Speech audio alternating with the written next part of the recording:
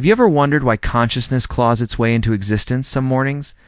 Not with gentle light, but with a silent scream vibrating in your bones. That moment suspended between dream and waking, when the first gray fingers of dawn creep across the ceiling, and there it is, a formless dread. A chilling certainty that something vital is slipping away, that you stand precariously close to an unseen edge. It whispers not in words, but in the frantic flutter beneath your ribs, the cold sweat on your skin, the sudden, inexplicable urge to run from a threat with no name and no face. This pre-dawn panic isn't a malfunction. It's a profound, if unsettling, message from the depths of your own psyche. It is the stirring of the shadow self. Jung's great unacknowledged reservoir of repressed desires, fears, instincts, and unlived potential. Rising from the oceanic unconscious to breach the fragile surface of your everyday awareness. It arrives at dawn precisely because this is the liminal space, the thinning of the veil between the known world of the ego and the vast uncharted territory within. Your conscious guard is down. The night's defenses are withdrawn. And in that vulnerable stillness, what has been buried out of shame, fear, or societal conditioning demands an audience. Consider the shadow not as a monster, though it can feel monstrous in its raw intensity, but as exiled energy. It holds everything your conscious persona, the face you show the world, has deemed unacceptable. Perhaps it's the fierce, unapologetic ambition you silenced to seem agreeable, the volcanic rage you swallowed in the name of harmony, the primal sensuality you locked away, fearing judgment, or the piercing grief you buried to appear strong. This exile isn't passive. It festers. It gathers power in the dark. And at dawn, when the ego's citadel is momentarily porous, it surges upwards. Manifesting as that nameless panic, it's the psyche's desperate alarm. Look, see what you have abandoned. Acknowledge the parts of yourself you've cast out. The panic is. It isn't merely fear of the shadow. It is the shadow itself knocking, a storm of disowned power and pain demanding integration. To dismiss it as random anxiety is to slam the door on your own wholeness, perpetuating a cycle where the exiled energy grows more potent, more disruptive, manifesting not just in dawn's whispers but in sabotaged relationships unexplained. Fatigue, chronic dissatisfaction, and the haunting sense of living a life half-sketched. This pre-dawn visitation exposes a fundamental projection trap, that gripping fear of abandonment you feel vibrating in the stillness. It might not solely be about a lover's potential departure. Jung revealed how we constantly project our own unconscious contents onto the world around us. The terror clawing at your throat at dawn could be your own unconscious fear of abandoning yourself, your needs, your truth, your authentic power, projected outwards onto others. Ow. You become terrified they will leave because, on a deeper level, you have already left you. You've exiled your shadow, and the panic is the echo of that self-betrayal, reverberating in the silent hour. Think of Seneca's piercing observation on the tyranny of external focus. We suffer more often in imagination than in reality. The pre-dawn dread is often the imagination conjuring catastrophic futures born from this inner fracture, this disowning of vital parts of the self. It's the psyche screaming against the self-imposed exile, warning that continuing to project your disowned power or fear onto the external world will only deepen the void within. The man you fear will leave. He becomes merely a canvas upon which you paint your own terror of self-abandonment. The dawn panic reveals the projection, if you dare to trace the thread back to its source within your own unexplored depths. Modern trauma psychology illuminates this further. It's that pre-verbal dread, that bodily sensation of impending doom. Can be the somatic echo of past wounds, childhood neglect, emotional abandonment, experiences where safety felt shattered, stored not just in memory, but in the very cells. Dawn, a time of vulnerability and transition, can unconsciously trigger these implicit memories. The body remembers what the conscious mind may have buried or rationalized. The panic is the nervous system, locked in an ancient survival pattern, reacting to a perceived threat that exists now, primarily in the internal landscape sculpted by the past.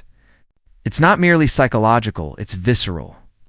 The shadow in this context holds the frozen energy of those traumas, the fight, flight, or freeze responses that weren't fully completed or integrated. The dawn whisper becomes a somatic plea for release, for the thawing of frozen terror held deep within the body's own silent archive. It demands not just cognitive understanding, but embodied processing, a descent into the felt sense to liberate the trapped energy fueling the recurring panic. This is where Stoic detachment, advocated by Marcus Aurelius, becomes not coldness, but essential armor.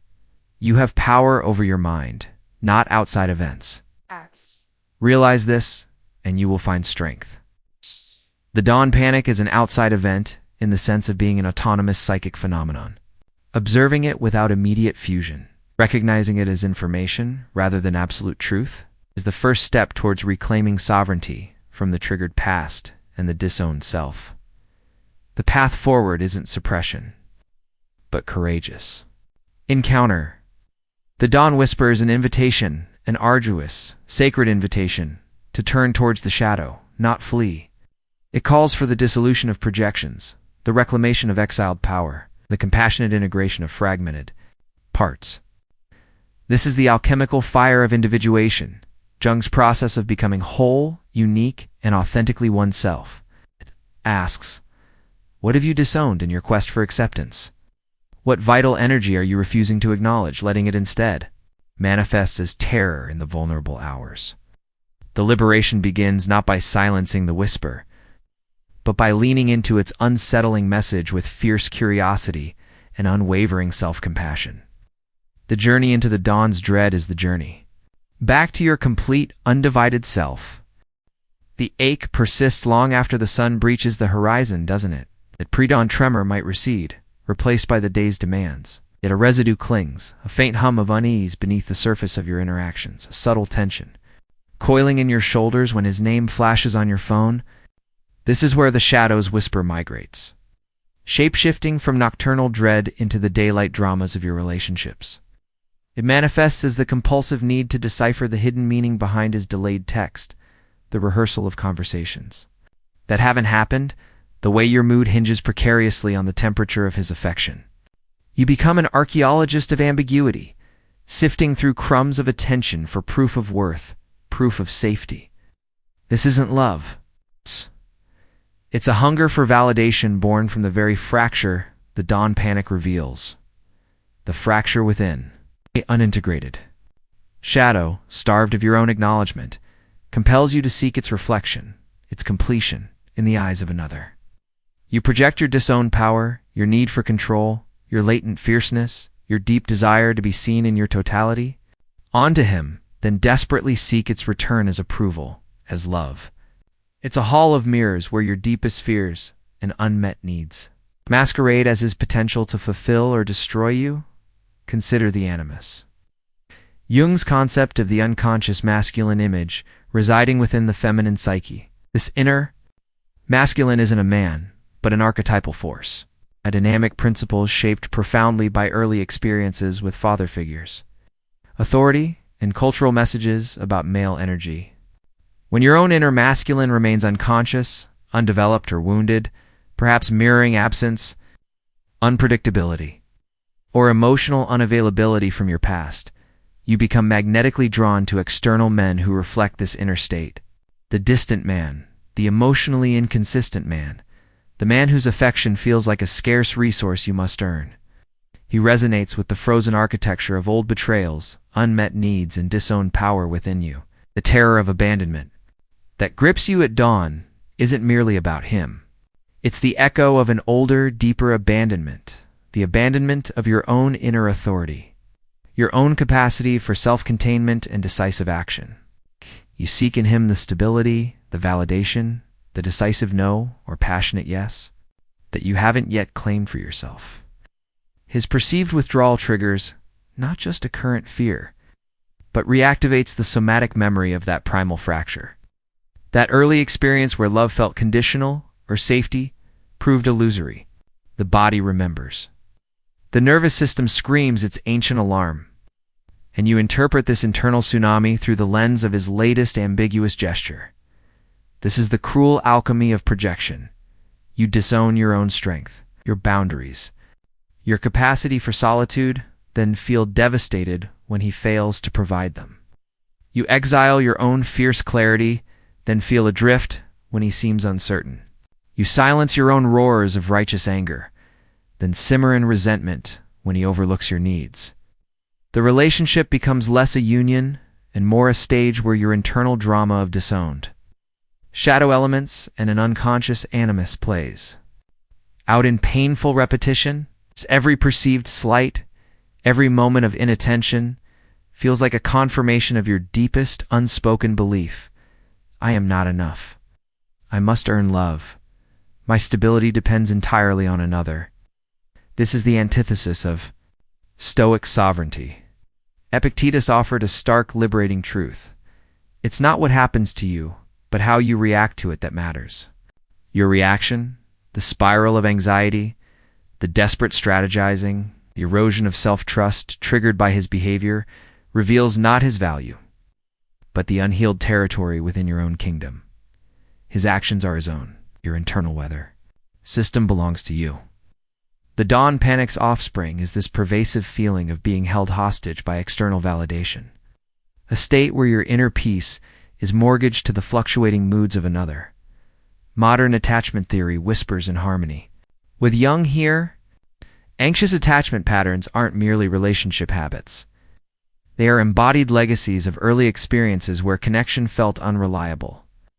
The hypervigilance, the need for constant reassurance, the tendency to merge and lose oneself. These are survival strategies forged in the fires of perceived childhood abandonment or inconsistent care.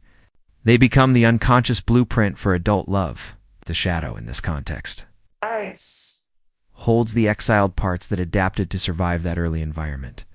The clinging child, the rageful protector denied expression, the one who learned to shrink. Her needs to avoid overwhelming a fragile caregiver.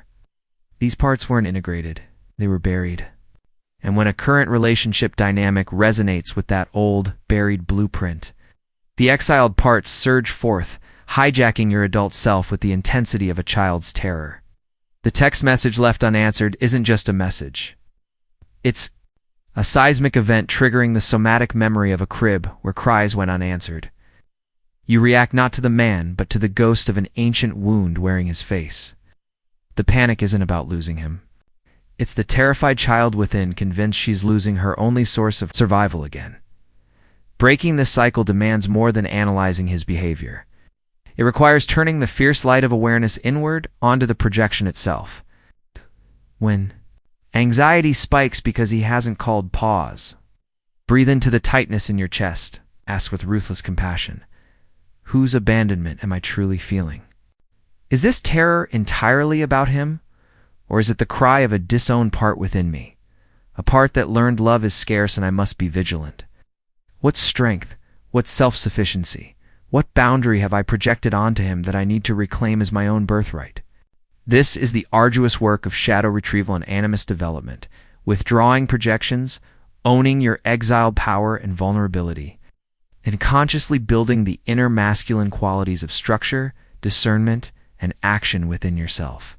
It means building an inner citadel, stone by stoic stone, where your worth is unassailable. 8. Not because a man decrees it, but because you have faced your own dawn whispers and claimed every exiled fragment as your own. The relationship then shifts from a desperate need for completion to a potential space for conscious connection, chosen from wholeness, not haunted by the ghosts of your unlived self. The path to liberation wins directly through the heart of your own pre-dawn terror, the compulsion to dissect his silence, to replay yesterday's conversation searching for hidden barbs, to sculpt your entire emotional landscape around the temperature of his attention. This is the throne willingly abdicated. This is the inner kingdom abandoned at dawn. You've handed the scepter of your worth to a ghost, the ghost of your own unintegrated animus, the ghost of unmet childhood needs, the ghost of disowned power, and then dressed him in the flesh of a man. And from this abdication blooms the suffocating vine of neediness.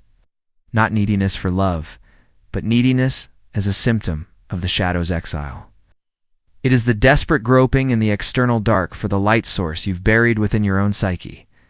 This perceived need for constant reassurance isn't weakness. It's the shriek of the inner orphan, the part of you exiled when you learn to sever connection with your own intuitive authority, your own innate sense of enoughness. You hunger for him to quell the storm because you've forgotten the power.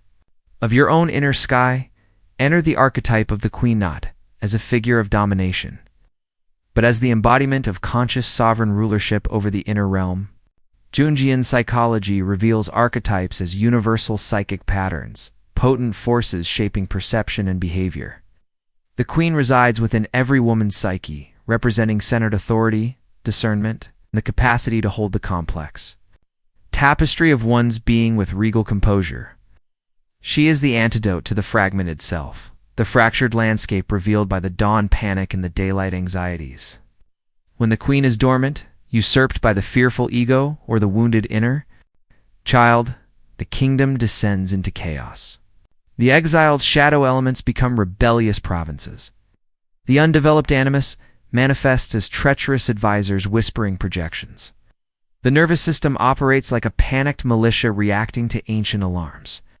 Your inner world feels like a battleground, and you look desperately to external princes and paupers to bring peace. Failing to see the crown buried beneath the rubble of your own disowned fears, the queen doesn't seek validation, she is validation. Her throne is built not on the shifting sands of another's regard, but on the bedrock of integrated shadow and conscious animus. This sovereignty isn't cold detachment, it's fierce, compassionate containment. Imagine her seated within your inner sanctum, the citadel Marcus Aurelius described. Nowhere can man find a quieter or more untroubled retreat than in his own soul. The dawn panic arrives. She doesn't flee or frantically phone a lover. She turns her unwavering gaze inward. She observes the fluttering dread not as an invading enemy, but as a distressed subject bearing vital news from the neglected territories of the self. Speak, her presence commands. What exiled truth shivers at my gates this dawn? What boundary was trampled yesterday that now cries out as phantom abandonment? What unexpressed rage cools into this pool of nameless anxiety? She listens. She doesn't flinch. From the shadow's raw report, the sting of repressed anger, the ache of neglected desire, the terror of ancient loneliness resurfacing, she holds it all within the sacred container of her awareness. This is the essence of Stoic practice applied to the feminine psyche, recognizing that the internal storm is the only territory where true dominion exists. Epictetus reminds us, happiness and freedom begin with a clear understanding of one principle. Some things are within our control, and some things are not. The queen knows this. She directs her energy solely to what she can rule, her attention, her interpretations, her responses, her commitment to inner integration. Modern trauma science illuminates the queen's role in nervous system regulation. That pre-dawn jolt isn't merely psychological. It's a physiological cascade, a dysregulated nervous system perceiving threat where none exists in the present. The queen, through conscious awareness and somatic attunement, becomes the regulator. She doesn't suppress the panic. She metabolizes it.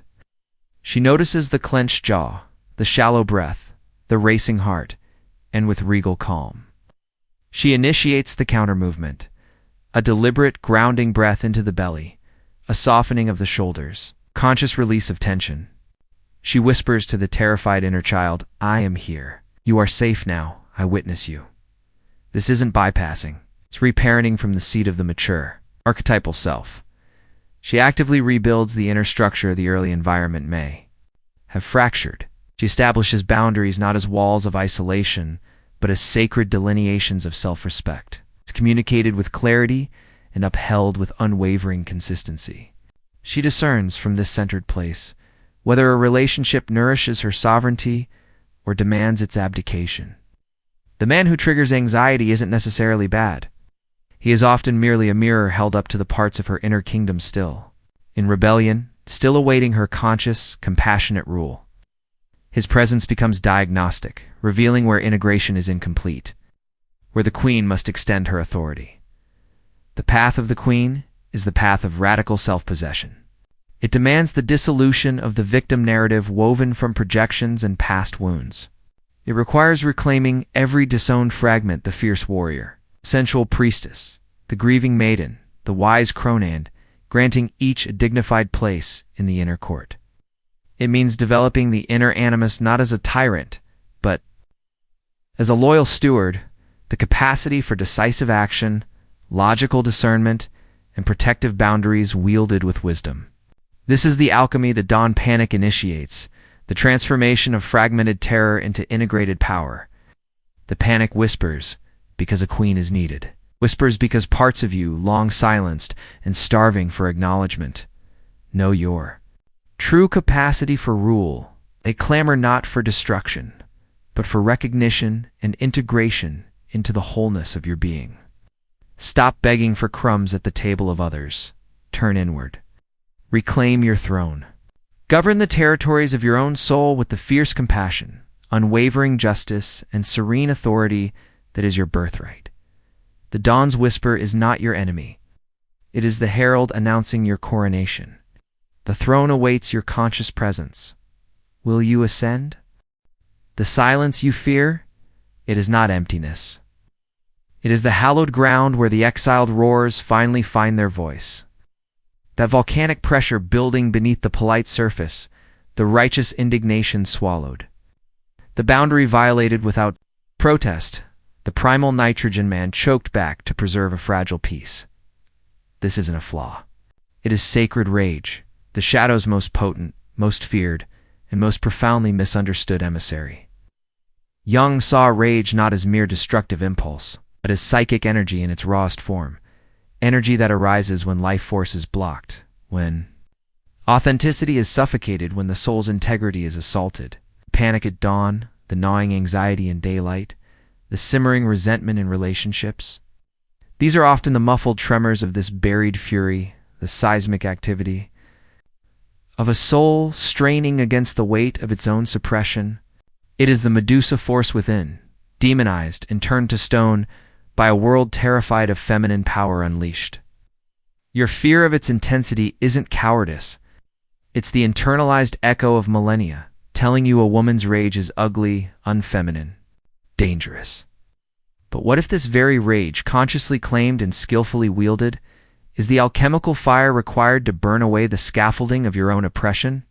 Consider the repression. Each time you swallowed your truth to avoid conflict, each time you contorted your needs to fit his comfort, each time you allowed disrespect to pass unchallenged in the name of keeping him, you didn't extinguish the entellage.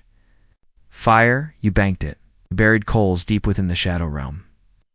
And banked coals, deprived of oxygen, don't die. They smolder, producing the toxic fumes of passive aggression. Chronic fatigue, autoimmune whispers, and that pervasive sense of being fundamentally unseen. This buried rage is the energy of your life force denied, the vital power meant for creation, protection, and fierce self-affirmation, now twisted inwards, becoming a slow poison. It festers as the terror of abandonment, because unconsciously, to express this fury feels like risking the ultimate rejection. Yet, the greater risk lies in keeping it entombed. Seneca, observing the stoic necessity of confronting inner turmoil, warned, "We are more often frightened than hurt, and we suffer more from imagination than from reality." Your imagined catastrophe of expressing boundaries or righteous anger is often far worse than the reality. The dread is the shadow's way of screaming that the cost of perpetual suppression is the disintegration of your very essence. This is where projection reaches its most insidious peak. That man whose indifference feels like a knife twist, that partner whose emotional laziness sparks white-hot fury. Often, the intensity of your reaction points not solely to his failing, but to the volcano of self-betrayal erupting within. Are enraged at yourself for abandoning your own needs, your own standards, your own sacred no at the altar of his presence. His behavior is merely the spark landing on your own carefully laid tinder of accumulated self-silencing. The sacred rage, when disowned, inevitably seeks a target. It becomes distorted, lashing out as petty criticism, manipulative withdrawal, or chaotic emotional eruptions that leave you feeling ashamed. further entrenching the belief that your power is monstrous. This projection isn't conscious malice. It's the unconscious psyche's desperate attempt to externalize the inner conflict, to make tangible the source of the internal agony. You make him the villain because facing the depth of your own self-abandonment feels, in that moment, too annihilating. The dawn panic was the tremor. This misdirected fury is the eruption, scattering ash over the landscape of your relationships, obscuring the true source of the blaze within your own neglected inner temple. Modern somatic psychology reveals rage not as a purely mental phenomenon, but as embodied truth. It lives in the clenched jaw you carry like armor, chronic tension between your shoulder blades, the migraines that descend after swallowing your words, the gut that churns with unspoken protest. The body remembers every slight endured, every boundary crossed, every yes uttered as a soul-shattering no. Sacred rage is the body's wisdom screaming through tissue and sinew, demanding movement, release, expression. It is the trapped fight energy from 1,000 moments where flight or freeze were the only options available. To intellectualize it away is to betray the body's profound intelligence. Marcus Aurelius, despite his imperial remove, touched the core. The soul becomes dyed with the color of its thoughts. When thoughts are saturated with repressed fury, the body becomes its canvas, painted with the somatic signatures of suppressed storms. The path to healing isn't transcending the body, but descending into it, feeling the heat, the vibration, the primal urge to roar, to pound, to shatter the silence that has held you captive. This isn't unleashing chaos upon the world. It's reclaiming your energy from the prison of frozen fury within your own cells. The queen does not fear her rage. She reveres it as her most loyal guardian.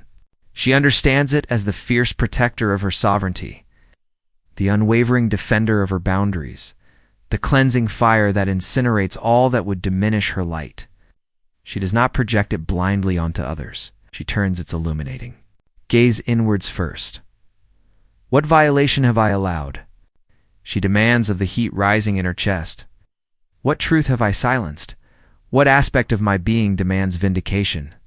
With regal discernment, she differentiates between the reactive, wounded anger of the inner child which needs compassionate holding and the pure, clarifying fire of sacred rage rising from her integrated self, which demands righteous action.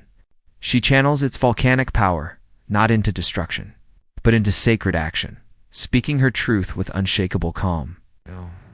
Setting boundaries as immovable mountains, walking away from what drains her life force without apology, creating art that shatters illusions, protecting the vulnerable with lioness ferocity. This is the Stoic ideal embodied, using the fire of emotion not as master, but as fuel for conscious, principled action aligned with her deepest integrity. The sacred rage, integrated, becomes the forge where the fragmented self is welded back into unbreakable wholeness. It is the fire that burns away the need for external validation, leaving only the gleaming, untouchable truth of your inherent worth. Stop fearing the inferno within, learn its language, honor its power. Let it incinerate the cages you didn't even know you carried. Your liberation was always meant to be forged in this sacred, unapologetic flame. The fire has burned the scaffolding, the projections lie in ashes. The throne room stands stark, silent. And here, in the hollowed-out center of what was once consumed by the hunger for his gaze, his validation, his presence, arises the most terrifying liberation of all, sovereign solitude. This isn't loneliness. Loneliness aches for the missing other. Sovereign solitude is the profound, resonant fullness of communion with the self. It is the fertile void left after sacred rage has incinerated the false dependencies. The stage where the queen, stripped of distractions, finally turns her full attention to the architecture of her own soul. Jung called this the Nakia, the night sea journey, the descent into the depths where the ego dissolves, not into nothingness, but into the vast, creative potential of the unconscious, preparing for rebirth. This is the dawn panic's ultimate destination, not a cessation of feeling, but the courageous embrace of the alchemical vessel of your own being, where the scattered fragments, purified by fire, are finally ready for reunification. Imagine this. Stillness. The phone doesn't ring. His absence isn't a gaping wound, but an expanse. Silence isn't empty. It vibrates with the hum of your own life force, no longer siphoned off to fuel the anxious monitoring of another. This is the space where the projections are fully withdrawn. You no longer seek the disowned queen in him, the missing animus in his decisiveness, the exiled power in his approval. You stand, perhaps for the first time since childhood, utterly undefended by personas, unmediated by the imagined perceptions of a significant other. Marcus Aurelius, in his Meditations, touched this core. Nowhere can man find a quieter or more untroubled retreat than in his own soul. But for the woman conditioned to find her reflection in relationship, this inner sanctuary feels less like a retreat and more like uncharted, terrifying wilderness. The urge to fill the silence, to reach out, to create drama, just to feel the familiar ache of attachment. This is the death rattle of the old ego structure, the one built upon borrowed identity. Resist. Breathe into the hollow, the seeming mind. Emptiness is the womb of true becoming. This solitude is where the reparenting of the self begins in earnest. That terrified inner child who learned to equate love with anxious vigilance, the queen doesn't banish her. She lifts her onto the throne beside her. She speaks not with the voice of a desperate lover seeking reassurance, but with the unwavering, nurturing tone of the mother archetype integrated. I am here. You are safe. You are held. You are enough, utterly and completely in this silence. Your worth is not out there. It is the very ground we stand upon. This is the deep somatic recalibration modern trauma healing demands. The nervous system, long wired to perceive abandonment and stillness, learns a new rhythm. Safety and solitude. You practice Seneca's wisdom. True happiness is to enjoy the present without anxious dependence upon the future. Sit with the cup of tea. You feel the sun on your skin. You observe a thought about him arise, not as a command to act, but as a cloud passing through the vast sky of your awareness. You let it drift. You do not chase it. This is the cultivation of stoic apatheia, not apathy, but freedom from pathos, from the enslaving storms of reactive emotion. It is the quiet mastery of your inner world. Within this potent stillness, the animus transforms. He is no longer projected outward as a savior or tormentor. He is consciously rebuilt within as your own inner architect, your strategist, your boundary keeper. Jung saw the developed animus in a woman as the bridge to her own logos, her capacity for focused thought, decisive action, and engagement with the outer world from a place of inner authority. In sovereign solitude, you consciously cultivate this. You make decisions small, then large, based solely on your own inner compass. What do you desire for dinner? What project ignites your passion, independent of its perceived appeal? To others. Where does your no land, firm and immovable, simply because it honors your truth? This is animus development, not becoming masculine, but integrating the dynamic. Structuring, discerning principle that allows the queen to manifest her vision in the world. Guess. He becomes your inner knight, loyal only to your sovereignty, protecting your time, your energy, your sacred space with unwavering vigilance. His strength is no longer sought externally. It is forged within the crucible of your own solitude. The dawn whispers now. They speak a different language.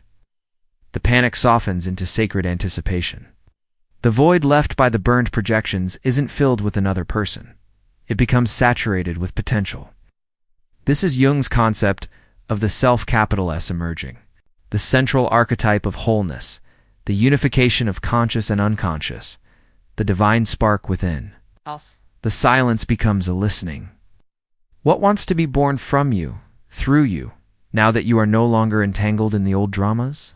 What creativity, long stifled by the noise of anxious attachment, now stirs in the fertile dark? What authentic connection might arise, not from need, but from the overflowing abundance of your own integrated being. The Stoic Epictetus offers guidance. First say to yourself what you would be, and then do what you have to do. Sovereign solitude provides the space for that profound inner declaration. Who are you when no one is watching, when no one's approval is sought? Define it. Embody it. Here, in the quiet majesty of your own presence, you gather the scattered shards of yourself. Not with desperation, but with the reverence of an archaeologist uncovering a priceless artifact. You are the artifact. You are the temple. You are the sovereign holding court within the vast, echoing cathedral of your own soul. The world outside will continue to spin, relationships will beckon, but you are anchored now in an unshakable inner sanctum. You have met the dawn whisper, not as a plea for rescue, but as the herald of your own becoming. The solitude isn't an end. It is the ground from which your true life finally begins. The rebirth begins not with fanfare, but with a subtle, seismic shift in the bedrock of your being. That vast, echoing cathedral of sovereign solitude, its silence no longer reverberates with absence, but thrums with the palpable presence of your integrated self. The dawn's whisper, once a chilling herald of panic, now arrives as a familiar messenger, not of impending doom, but of inner alignment. You awaken not clawing towards consciousness, but resting within it. Anchored in a center of gravity no external storm can dislodge. This is the fruit of the Nicaea, the culmination of shadow embraced, rage honored, projections dissolved, and animus forged. Jung's great work of individuation ceases to be a distant concept. It becomes the lived reality of your breath, your choices, your gaze upon the world. You stand, finally, not as a constellation of fragmented reactions, but as a self-contained cosmos. Observe the transformation in the mundane. The text message arrives late, for it would have triggered a cascade, somatic dread, frantic. Narrative spinning, the desperate need to do something to regain control. Now, you notice the notification. You feel perhaps a faint ripple, the ghost of an old neural pathway trying to fire. But the queen within simply observes, the integrated. Animus, your inner strategist, assesses calmly. This requires no immediate action. His timing is his own. The sacred rage, no longer a banked fire of resentment, might spark briefly if a boundary was truly crossed, but it's a clean, clarifying flame, signaling note this. Does it align with your standards? Not panic. Your worth is crumbling. You breathe. The ripple subsides.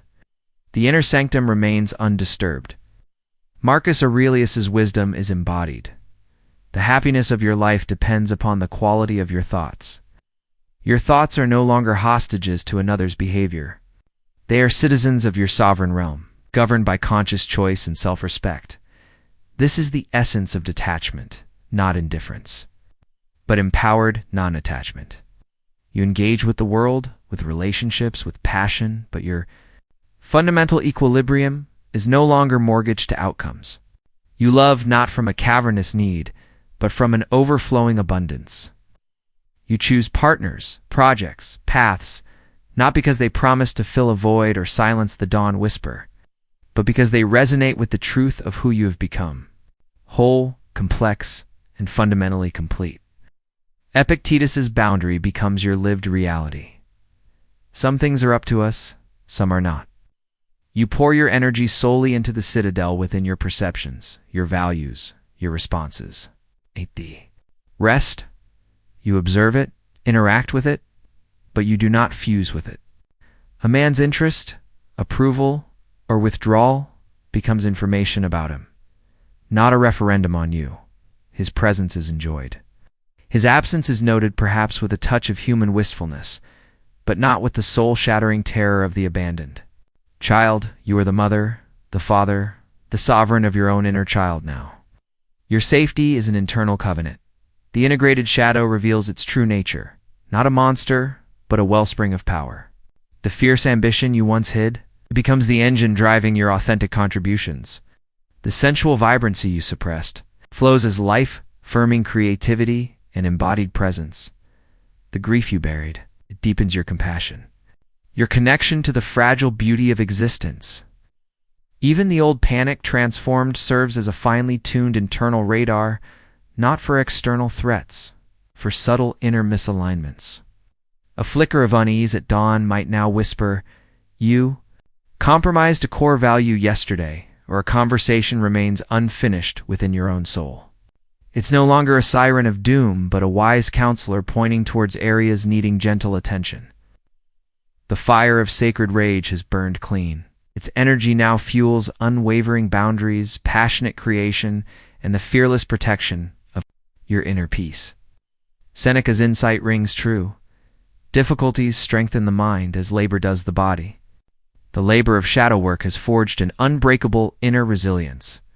Relationships now exist in a new dimension. You no longer seek a man to complete you, but to complement the wholeness you already possess. The animus projection is fully withdrawn. You recognize your own inner masculine strength, your capacity for logic, action, and protection. This allows you to see a partner clearly, not as a savior or a threat, but as a fellow traveler on his own journey. Attraction shifts from the intoxicating spark of unresolved trauma, the anxious avoidant dance, to the deeper resonance of aligned values, mutual respect, and the capacity for conscious intimacy. You engage from choice, not compulsion. You discern, not from fear of being wrong, but from the deep knowing of your own worth and non-negotiable standards. You are no longer afraid to be alone, and therefore you are free to truly connect. The ghosts of past abandonment lose their power. They are acknowledged memories, not living presences dictating your present. Your nervous system recalibrated. In sovereign solitude, recognizes safety from within, making genuine, secure attachment not just possible, but natural. The dawn breaks. Light spills across the threshold.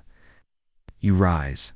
There is no whisper of panic, only the quiet hum of inner peace.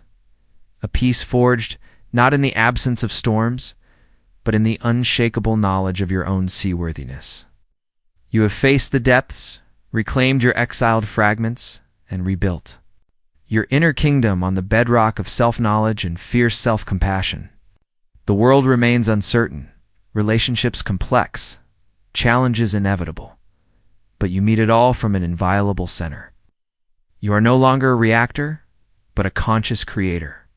The fragmented self has coalesced into the radiant, multifaceted gem of the individuated self. You are the queen, ruling with compassion and ironclad boundaries. You are the alchemist, transforming leaden fears into golden awareness. You are the phoenix, reborn from the ashes of your own illusions. The journey through the dark was not a detour. It was the sacred path home to yourself. You stand complete. You choose your path, your connections, your life, from this place of unassailable wholeness. The frantic chase is over. The era of sovereign choice has dawned. The woman who knows her worth doesn't chase, she chooses.